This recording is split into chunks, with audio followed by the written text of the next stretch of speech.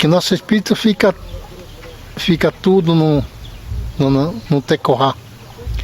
Como a gente temos os nossos antepassados, está lá tudo naquele Tecorá. O espírito dele, o movimento, o canto, a reza dele, está tudo naquele Tecorá. O nosso espírito, se mandar alguns recados, se mandar alguma mensagem